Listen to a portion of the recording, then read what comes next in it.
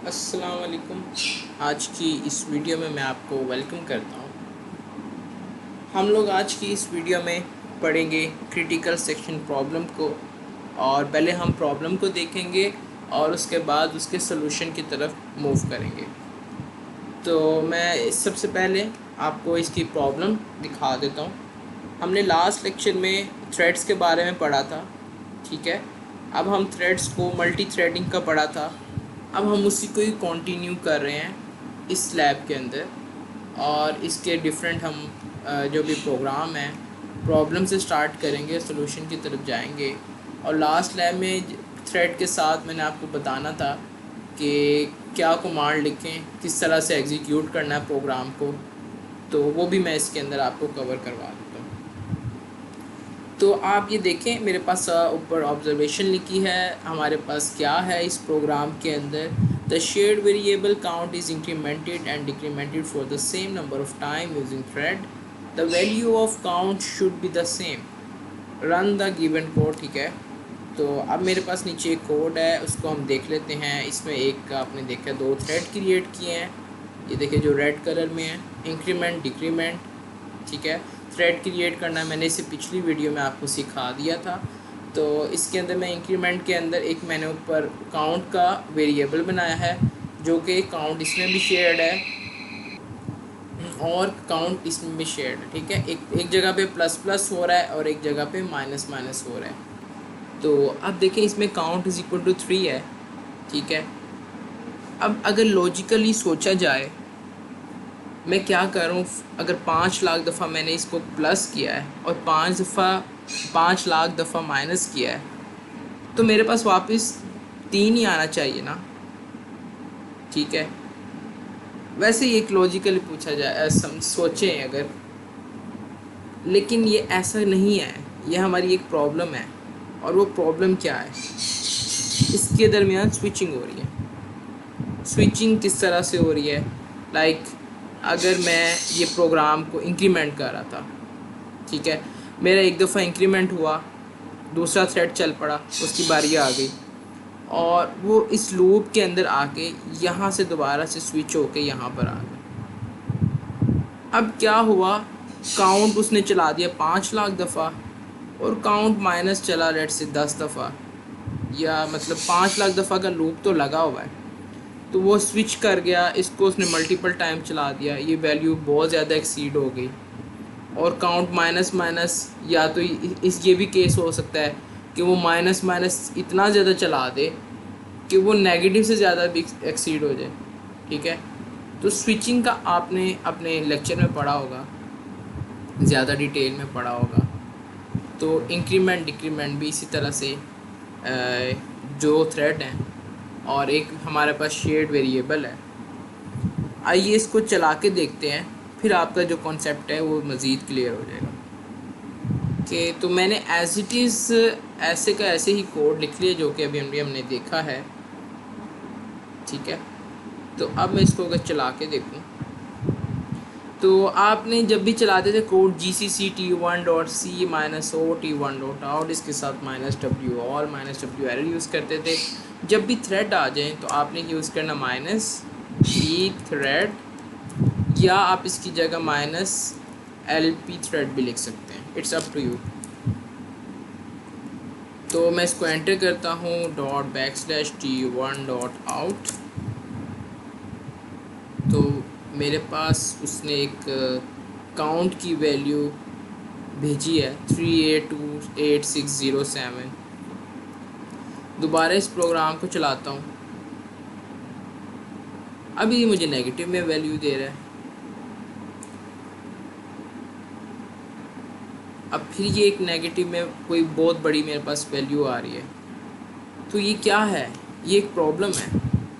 इस प्रॉब्लम को कैसे सॉल्व किया जाए कि जो हमने 3 वैल्यू दी है, अगर वो 5 लाख दफ़ा प्लस करो और उसके बाद 5 लाख दफ़ा माइनस करो, तो मेरे पास वापस वैल्यू तो 3 आनी चाहिए। तो इस प्रॉब्लम को हम रिज़ॉल्व कैसे करेंगे? तो हमारा ये आज का प्रॉब्लम है, इसको हमने डिस्कस करना। इसमें देखें the difference in the value of a count variable after performing an equal number of increment and decrement operation is due to the fact that the shared variable can't be modified simultaneously. If we serialize the operation, the problem will be solved. और उसके बाद उसने बताया कि अगर हम इस problem को सीरियलाइज कर लें तो हमारा इशू रिज़ोल्व हो सकता है। सीरियलाइज से मतलब ये है कि अगर मैं ऐसा करूं कि हाल ही पहले इंक्रीमेंट का जो थ्रेड था वो चला दूं 5 लाख दफ़ा और उतनी ही दफ़ा 5 लाख दफ़ा दोबारा डिक्रीमेंट कर दूं तो हमारा ये प्रॉब्लम रिज़ोल्व हो सकता है। ठीक है, तो ये एक उसने बताया है, तरीक़ेकार बताया। इसी तरह से उसने नीचे लिखा वो increment count variable first and then decrement it, we will get the same value. However, incrementing and decrementing simultaneously would result in an expected result. ठीक है, the section in a program where a shared variable is modified called critical section. ठीक है, अब critical section इसके अंदर क्या है, जहाँ पे काउंट प्लस प्लस हो रहा है, ये उसने लिखा है ना, ये critical section जहाँ पे काउंट प्लस प्लस हो रहा है ना, उस काउंट प्लस प्लस को हम उस वाले एरिया को हम क्रिटिकल सेक्शन कहेंगे। ठीक है, और जो इस प्रॉब्लम है, इस प्रॉब्लम को हम कहते हैं क्रिटिकल सेक्शन प्रॉब्लम। ठीक है, इसी तरह से उसने नीचे एक एग्जांपल दिया है जिसके अंदर उसने बताया ये जो क्रिटिकल सेक्शन है यहाँ पे काउंट प्लस प्लस हो रहा है, उससे पहले एक एंट्री सेक्शन और एक एग्जिट सेक्शन है। ठीक है, तो बेसिकली हमने हमारा बेसिक काम तो इसको है ना, क्रिटिकल सेक्शन को किस तरह से हैंडल करना है, और उसके बाद वाला एग्ज़िट सेक्शन के बाद वाला रिमाइंडर सेक्शन है। और उसके बाद उसने एक नीचे बताया है कि क्रिटिकल सेक्शन को सॉल्व करने के लिए आपको 3 रिक्वायरमेंट इसकी पूरी करनी है। ठीक है, जिसमें से एक है म्यूचुअल एक्सक्लूजन, ठीक है, एक है प्रोग्रेस और एक है बाउंडेड वेट।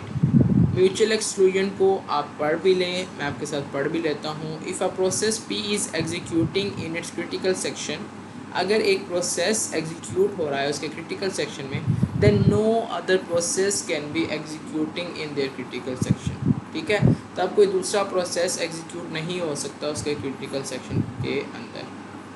तो उसके बाद प्रोग्रेस की बात करते हैं। If no process is executing in its critical section and some process wish to enter their critical section, the only those processes that are not executing in their remainder can participate in deciding which will enter its critical section next, and this section cannot be postponed identifiably. ठीक है, तो ये basically progress की उसने बात की है। और इसी तरह से उसने बाउंडेड वेट में कहा है देयर एग्जिस्ट अ बाउंड और a limit on the number of a time that other processes are allowed to enter their critical sections after the process has made a request to enter its critical section. Bounded wait के वो उसके critical section के लिए जो भी आपको जब तक वो अलाउ ना करे तब तक वो उसके क्रिटिकल सेक्शन में एंटर नहीं हो सकता। जब तक उसकी वो रिक्वेस्ट एक्सेप्ट ना कर ले तब तक वो इंतज़ार करता है। तो ये है बेसिकली इसमें बाउंडेड वेट। और प्रोग्रेस को भी पढ़ लिया। अब इसको हमने सोल्यूशन को, प्रॉब्लम को रिजॉल्व करने के लिए 3 सोल्यूशन पे डिस्कस करेंगे। पहला सोल्यूशन था सॉफ्टवेयर सोल्यूशन, दूसरा था हार्डवेयर सोल्यूशन और तीसरा था एक हमारे पास आपको मैं दिखाऊंगा लाइब्रेरी और ओएस प्रोवाइडेड सोल्यूशन। ठीक है, जो कि कवर नहीं होगा इस लैब में, एटलीस्ट हम उसको थोड़ा सा डिस्कस ज़रूर कर लेंगे। तो सॉफ्टवेयर सोल्यूशन में मेरे पास पीटरसन सोल्यूशन है। ठीक है, पीटरसन सोल्यूशन जो कि बेसिकली 2 प्रोसेसेस हैं हमारे पास इसके अंदर बिटवीन, इसको पढ़ लेते हैं। 2 processes that alternate execution between the critical section and the reminder sections. The processes are numbered P0 and P1 for convenience when presenting P to denote the other process, that is J equal to 1 minus I। तो ये Peterson solution के बारे में उसने बताया है। उसमें हमने एक टर्न का वेरिएबल बनाया और एक बूलियन फ्लैग के नाम से। ठीक है, तो ये बूलियन फ्लैग के नाम से मैंने एक बनाई है रे, और ये कैसे चलती है इसके अंदर उसने बताया है कि टर्न जो है वो बता रहा है, टर्न इंडिकेट कर रहा है कि किसने एंटर होना है इसके क्रिटिकल सेक्शन के अंदर, किसकी बारी है। ठीक है, अगर if turn is equal to I ठीक है। अगर तो प्रोसेस टर्न में 1 आ रहा है, प्रोसेस पी आई, अगर P1 is allowed to execute, ठीक है। अगर तो पहले प्रोसेस की बारी है तो पहला चलेगा, अगर दूसरे की बारी तो दूसरा चलेगा। और इसी तरह से उसने एक फ्लैग सेट किया हुआ है, ठीक है। If a process is ready to enter its critical section, for example if flag I is true, this value indicates that P I is ready to enter its critical section. With an explanation of these data structure complete, we are now ready to describe the algorithm. तो एक algorithm है नीचे, मैं आपको वो दिखा देता हूँ। तो ये बेसिकली उसका एक सूडो कोड है जिसके अंदर उसने देखें flag I is equal to true किया हुआ है, टर्न दी हुई है, ठीक है। तो अगर तो फ्लैग जे हो जाए, ठीक है, और टर्न जे हो जाए तो वो वेट करता रहे, और उसके बाद जैसे ही उस प्रोसेस की बारी आए तो वो उसके क्रिटिकल सेक्शन में आ सकता है। तो इसको मज़ीद एक दफ़ा कोड को भी देख लेते हैं। नीचे मेरे पास आप देखेंगे ये पीटरसन सॉल्यूशन का उसने कोड लिखा है। इसमें उसने एक फ्लैग के दोनों भी वैल्यू 0 0 से सेट की हैं, टर्न 0 है, और उसी तरह से जैसे इंक्रीमेंट और डिक्रीमेंट का थ्रेड था वो उसने बनाया है। इंक्रीमेंट के अंदर वो क्या कर रहा है, फ्लैग को उसने सबसे पहले 0 इंडेक्स को उसने 1 से सेट किया, टर्न इज़ इक्वल टू 1, ठीक है। अब उसने कहा है कि अगर तो टर्न इज़ इक्वल टू 1 है, ठीक है, ठीक है, टर्न इज़ इक्वल टू 1 आ जाता है, और लेट्स से फ्लैग 1 इस वक्त सेट है, इज़ इक्वल टू 1 है, तो वो तब तक इसके अंदर वेट करता है, ठीक है। और अगर तो उसकी बारी आ गई है प्रोसेस की तो वो प्लस प्लस कर दे। इसी तरह से डिक्रीमेंट में भी उसने सेट किया हुआ है कि फ्लैग 1 को उसने 1 से सेट कर दिया है, और अगर फ्लैग 0 वाले की 0 प्रोसेस है वो सेट हुआ है और टर्न इज़ इक्वल टू 0 है, तो वो उतनी देर वेट करता रहे। तो ये बेसिकली दो प्रोसेसेस के लिए फ़िट था, और इसको हम देखते हैं, इसको चला के देखते हैं, फिर हमें ज़्यादा क्लियर होगा कि क्या ये सोल्यूशन है या ये भी सोल्यूशन नहीं है, ठीक है। तो आए चलते हैं हम इसके कोड की तरफ। तो ये वही मेरे पास सेम कोड है, आप देख सकते हैं, ठीक है। तो मैंने इंक्रीमेंट डिक्रीमेंट का और ये फ्लैग सेट किए जो कि अभी आपको मैंने दिखाए हैं। इस प्रोग्राम को मैं चलाता हूँ और यहाँ पे मैं T2 कर देता हूँ। तो इसको मैं एंटर करता हूँ,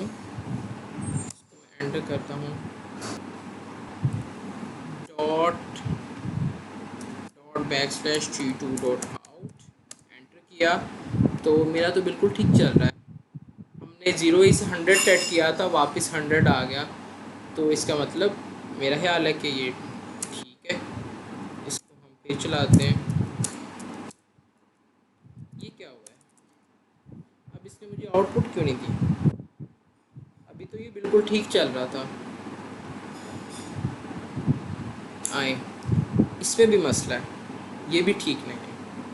हमें अपने ठीक सलूशन की तरफ जाना है। तो अब चलते हैं अपने नेक्स्ट की तरफ। अब इसके बाद हमने क्या सलूशन निकाला उससे करने की कोशिश करेंगे, और पहले तो इसको प्रॉब्लम को डिस्कस करना चाहिए, उसके बाद नेक्स्ट पे मूव करना चाहिए। तो पहले इस प्रॉब्लम को पढ़ते हैं। ओके, तो मेरा मैनुअल अच्छा बना हुआ है, उसमें उसने ये भी बताया, does Peterson solution work, if no why. Most modern CPUs reorder memory access to improve execution efficiency. Peterson solution तो दो प्रोसेसेस के लिए था, ठीक है।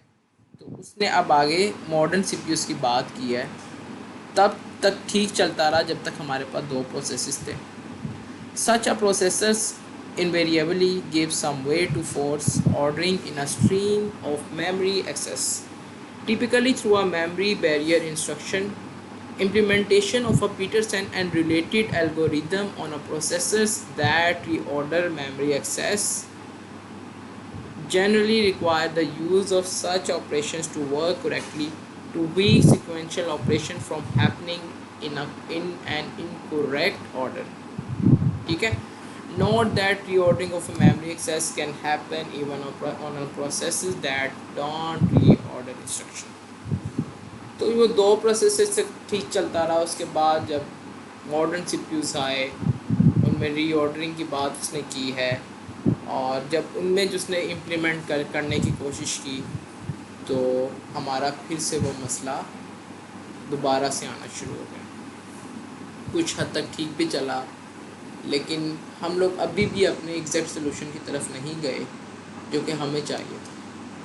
तो उसके बाद हमने एक सोल्यूशन निकाला जी, हार्डवेयर सोल्यूशन। ठीक है, उसमें हम हार्डवेयर की इंटरप्ट को डिसेबल करते थे। ठीक है, तो ये आप पढ़ लें, इसको ऊपर लिखा है, hardware interrupts are disable by clearing the interrupt flag. आप उसकी जो इंटरप्ट फ्लैग को क्लियर करने से, ठीक है, इन अ फ्लैग रजिस्टर्ड CLI उसने दिया हुआ है। ठीक है, तो ये एक हमने कोड निकाला, इसको मैं इधर से ही आप देख लें। ठीक है, तो उसने एक ASM CLC करके चलाया, और उसके बाद उसने बताया डिड इट वर्क। ठीक है, तो no, because the instruction of clearing the interrupt flag is a privilege instruction and is trap if executed in a user mode. However the instruction to clear the carry flag is not privilege. तो हमने एक hardware solution निकाला, उससे भी काम नहीं बना। Finally एक जो था हमारे पास, एक और हमारे पास सोल्यूशन आया, कंपेयर एंड सेट इंस्ट्रक्शन। अब ये कंपेयर एंड सेट इंस्ट्रक्शन क्या है, पहले तो हमें ये पता होना चाहिए, फिर ही हम इसके कोड की तरफ देख सकते हैं।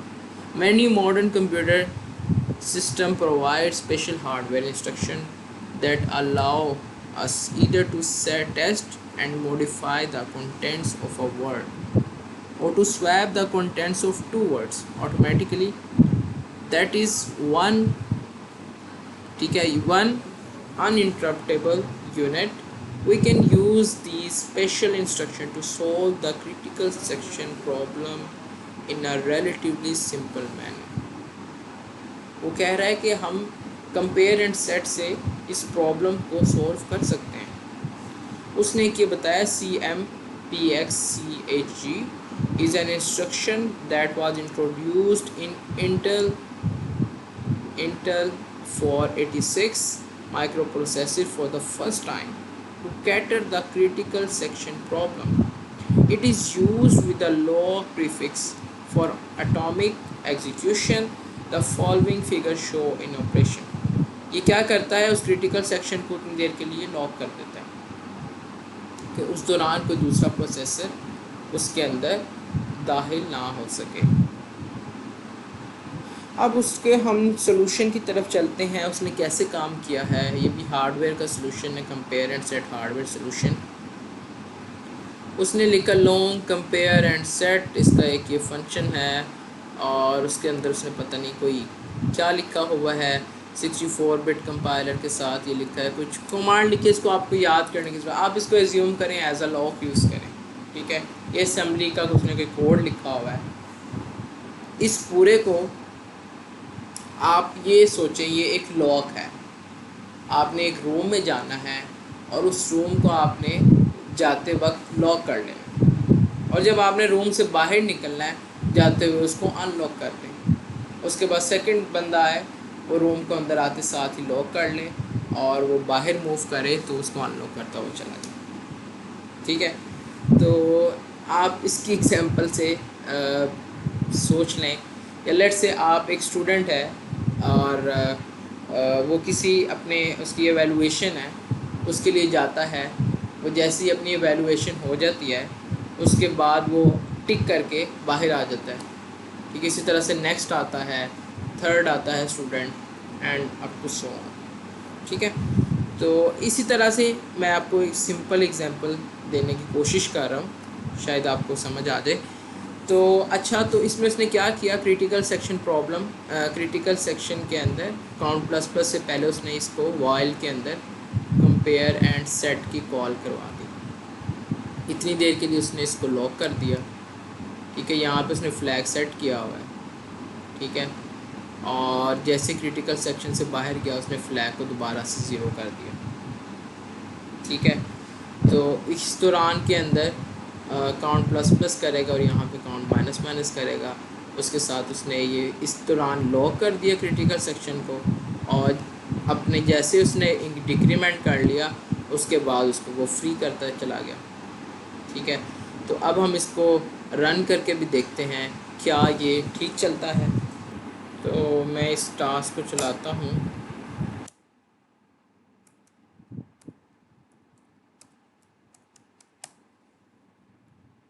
बिल्कुल ठीक चल पड़ा। दोबारा चलाता हूँ, फिर चलाता हूँ।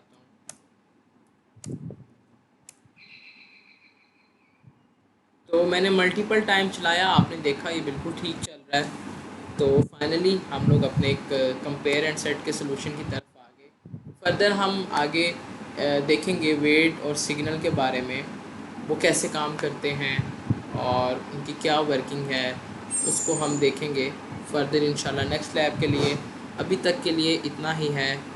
इंशाल्लाह नेक्स्ट वीडियो में मज़ीद कॉन्सेप्ट्स के साथ मिलेंगे। अल्लाह हाफ़िज़।